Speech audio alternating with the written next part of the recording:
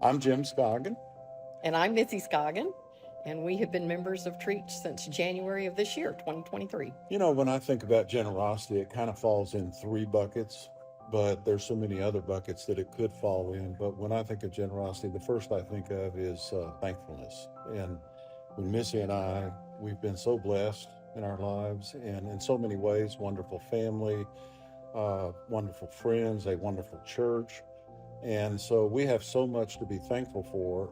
And I've always viewed uh, generosity as an expression of thankfulness. So that's one reason I think that is important to us. The second one is service. And when I think about service, there's two ways to serve: serve with your uh, person in being able to be with others and serve others. The second way to serve is through an organization or a church, in this particular case, Trietsch, that we have so much confidence in and so much faith in. And by giving to the church, we see all the ways that Trietsch serves and all the people, so many people that Trietsch serves. And by being generous, that's an expression of service. And that's an opportunity for Trietsch to be able to expand whom it serves and the types of programs that it offers. And then the third, at least in my mind, when I think about it, relates to obedience. And obedience is a word that some people go, oh my gosh, be obedient. Well, obedience is a good thing, and obedience can be a very positive thing. And I think that generosity is an expression of that obedience, and generosity is an expression, really, of obedience, but with joy in our hearts. And so those are the three things that really come to mind when I think about generosity. I started playing the what if game in my mind.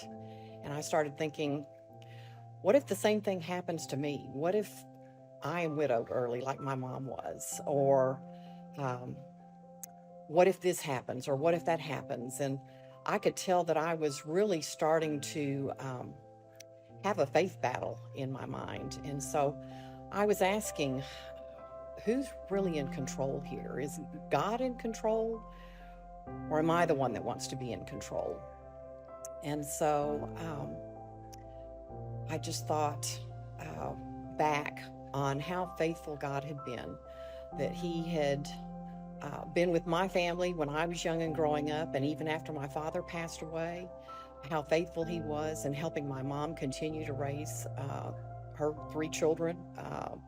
Even though finances were very tight, He was very faithful continuously.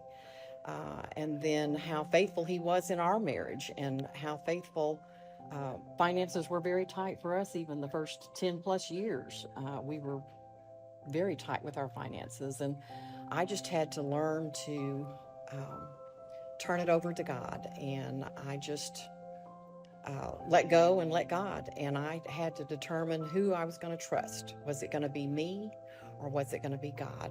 And I chose God.